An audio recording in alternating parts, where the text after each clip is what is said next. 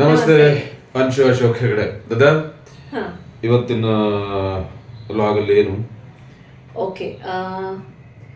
ನಿಮ್ಮ ಪಾರ್ಟ್ನರಲ್ಲಿ ಸಣ್ಣದು ನೋಟಿಸ್ ಮಾಡೋದು, ಅವ್ರಿಗೆ ಏನು ಬೇಕು ಅವ್ರಿಗೆ ಏನು ಬೇಡ ಅವ್ರು ಹೇಳ್ದೇನೆ ಅರ್ಥ ಮಾಡ್ಕೊಳ್ಳೋದು ಒಂದು ಆರ್ಟ್. ಹೌದು. ಸೊ ಅದ್ರ ಬಗ್ಗೆ ನಿಮ್ಮ ಅಭಿಪ್ರಾಯ ಏನು? ಜೀವನನೇ ಒಂದು ಆರ್ಟು.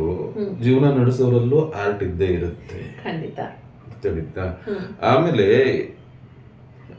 ಗಂಡ ಹೆಂಡತಿ ಅಂತಂದ್ರೆ ಕೇವಲ ಕೆಲವೊಂದಷ್ಟು ಸಂಬಂಧಗಳಿಗೆ ಮಾತ್ರ ಸೀಮಿತ ಅಲ್ಲ. ಅದ ನೀವು ಮುಂಚೆ ಹೇಳಿದೀನಿ, ಇದು ಹೃದಯಗಳ ಸಂಬಂಧ ಆಗಿರೋದ್ರಿಂದ ತಕ್ಷಣ ಗೊತ್ತಾಗ್ಬಿಡುತ್ತೆ.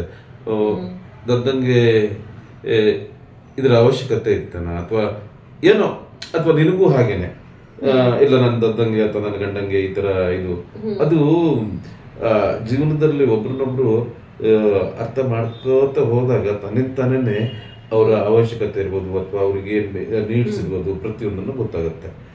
ಇದು ನನ್ನ ಇದು ತಾವು ಮಾತಾಡಿ. ಓಕೆ, ನಾನೊಂದು ಎಕ್ಸಾಂಪಲ್ ಕೊಟ್ಬಿಡ್ತೀನಿ ಅದರಲ್ಲಿ.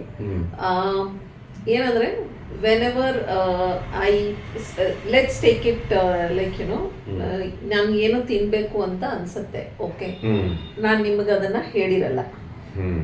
ಓಕೆ, ಬಟ್ ನಿಮಗೆ ನನ್ನ ಮುಖ ನೋಡೋದ್ ಕೂಡಲೇನೆ ಓಹೋ ಇವತ್ತಿದು ಇವಳಿಗೆ ಬೇಕು ಬಟ್ ಇವಳು ಕೇಳಲ್ಲ ಅಂತ ಹೇಳಿ ನೀವು ಎಷ್ಟೊಂದು ಸಲ ನನ್ಗೆ ಗೊತ್ತಿಲ್ದೇನೆ ನೀವು ಅದರದ್ದು ಸರ್ಪ್ರೈಸ್ ನನಗೆ ಕೊಟ್ಟಿದ್ದೀರಾ. ನೀನು ಅಷ್ಟೇ ನನಗೆ ಮನಸ್ಸಿನಲ್ಲಿ ಇಂಥದ್ದು ಬೇಕಿತ್ತು ಅಂದ್ರೆ ಬರೇ ಊಟ ತಿಂಡಿ ಅನ್ನೋ ಪ್ರಶ್ನೆ ಅಲ್ಲ. ಹೌದು, ಸಾಕಷ್ಟು ವಿಷಯಗಳಲ್ಲಿ. ಈಗ ಕೆಲವೊಂದ್ಸರಿ ನಮ್ಗೆ ಶೂಟಿಂಗ್ ಬಟ್ಟೆ ಬೇಕಾಗಿತ್ತು ಎಂತದನ ಏನೋ ಅಂತಂದ್ರೆ ಏನೋ ಮನಸ್ಸಿನಲ್ಲಿ ಅಂದ್ಕೊಂಡ್ರೆ ಸಂಜೆ ಶೂಟಿಂಗ್ ಮನಸ್ಕೊಂಡು ಹೋಗ್ಕೊಂಡೆ ದದಾ ಅಂತ ಹೇಳ್ಬಿಟ್ಟು ಸರ್ಪ್ರೈಸ್ ಬಟ್ಟೆಗಳನ್ನಾಗ್ಲಿ ಈ ಶೂಗಳು ತಂದಿರ್ಲಿ ಅಥವಾ ಇನ್ನೊಂದಿರ್ಲಿ ಮತ್ತೊಂದಿರ್ಲಿ ಪ್ರತಿ ಒಂದನ್ನು ಸಾಕಷ್ಟು ಬಾರಿ 100-150% ಮಾಡಿದ್ದೇನೆ ಇನ್ನು. ಓಕೆ, ಇದು ಬಂದ್ಬಿಟ್ಟು ಮೆಟೀರಿಯಲಿಸ್ಟಿಕ್ ಆಯ್ತು.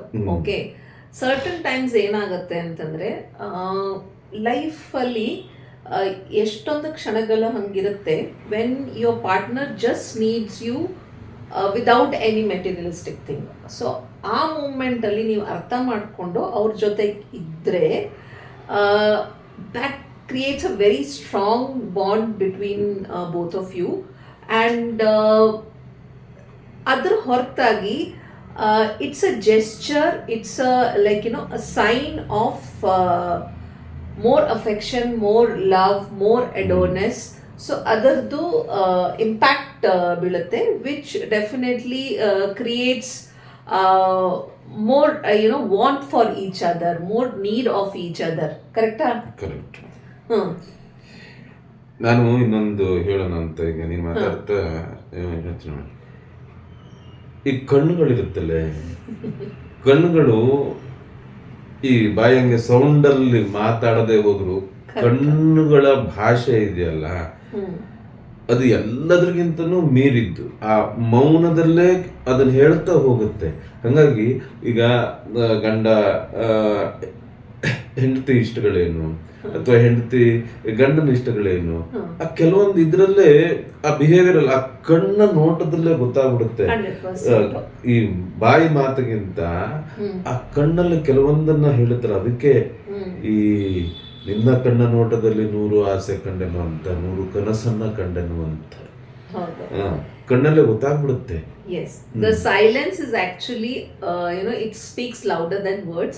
So ನಿಮ್ಮ ಪಾರ್ಟ್ನರ್ದು ಸೈಲೆನ್ಸ್ ಏನಿರುತ್ತೆ, what they say, what they want, what they need, ಅದನ್ನ ನೀವು ಅವ್ರು ಹೇಳ್ದೇನೆ ಅರ್ಥ ಮಾಡ್ಕೊಂಡ್ರೆ ಅದರ ಇಂಪ್ಯಾಕ್ಟ್ ಫಾರ್ ಯೋರ್ ರಿಲೇಶನ್ಶಿಪ್. ಇನ್ನೊಂದು ಇದರಲ್ಲಿ ಆಡ್ ಮಾಡ್ಬಿಡ್ತೀನಿ. ಈ ಕೆಲವೊಂದು ಸರಿ ಈ ಹೆಂಡತಿಗೆ ಗಂಡನ ಮೇಲೆ ಕೋಪ ಬಂದಿರುತ್ತೆ. ಗಂಡಂಗೆ ಇದು ಎಂತ ಕೋಪ ಮಾಡ್ಕೊಂಡಿದ್ದಾಳೆ, ನಂದೇ ಎಲ್ಲೋ ಏನೋ ಆಗಿರುತ್ತೆ. ಈಗ ಆಗದೇನೆ ಹೆಂಡತಿ ಸುಮ್ಮನೆ ಅಂತ ಕೋಪ ಮಾಡ್ಕೊಳ್ಳಲ್ಲ. ಅದು ಒಂಥರ ಆ ಮೌನದಲ್ಲಿ ಒಂದು ಕೋಪನಪ್ಪ, ಎಂತಕ್ಕೆ ಹಿಂಗೆ, ಓ ಹಿಂಗಾಗಿರ್ಬೋದು ಹಿಂಗೆ, ಓ ಇಲ್ಲೆಲ್ಲೋ ತಪ್ಪು ಮಾಡಿದ್ದೆ, ಅದನ್ನೂ ಕೂಡ ಬರೇ ಇದ್ರದ್ದಲ್ಲ, ಆ ತರದ್ದು ಕೂಡ ಎಷ್ಟು ಒಂದು ಗಮನಿಸಬೇಕಾಗುತ್ತೆ ಜೀವನದಲ್ಲಿ ಅನ್ನೋದನ್ನ. 100%. So as I was saying, okay, so ಆ ಸೈಲೆನ್ಸ್ನ ನೀವು ಅರ್ಥ ಮಾಡಿಕೊಂಡು ಅಥವಾ ಅವ್ರು ಜಸ್ಟ್ ಆ ಕಣ್ಣು ನೋಡ್ಬಿಟ್ಟು ನೀವು ಅದನ್ನು ಅರ್ಥ ಮಾಡಿಕೊಂಡು when you start implementing those small gestures that love gestures, adorable gestures, affection will definitely impact. ಆಮೇಲೆ ಒಂದು ಇದನ್ನ ಹೇಳ್ಬಿಡ್ತೀನಿ. ಯಾವತ್ತು ಏನು ಗೊತ್ತಾ, ಮನುಷ್ಯನ ಅಡೆಯೋದಕ್ಕೆ ಈ ಬೇರೆ ಅವನ ಮಾತುಗಳು, ಬಿಹೇವಿಯರು ಇಷ್ಟೆಲ್ಲ ಬೇಡ. ಬರೀ ಕಣ್ಣಲ್ಲೇ ಕಣ್ಣಿಟ್ಟು ಮಾತಾಡಿದಾಗಲೇ, ಕಣ್ಣಲ್ಲಿ ಇಟ್ಟು ಮಾತಾಡಬೇಡ, ಕಣ್ಣಲ್ಲಿ ಕಣ್ಣಿಟ್ರೆ ಸಾಕು, ನೋಡಿದ್ರೆ ಸಾಕು, ಗೊತ್ತಾಗ್ಬಿಡುತ್ತೆ. Yes. ಆ ಥರ. ಹಂಗಾಗಿ ಈ finish ಮಾಡಿಬಿಡು.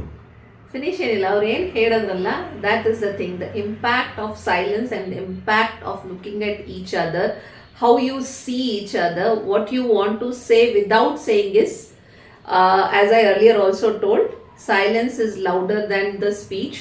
So understand that silence, understand that gestures. Your life, your married life is going to be beautiful. Namaste.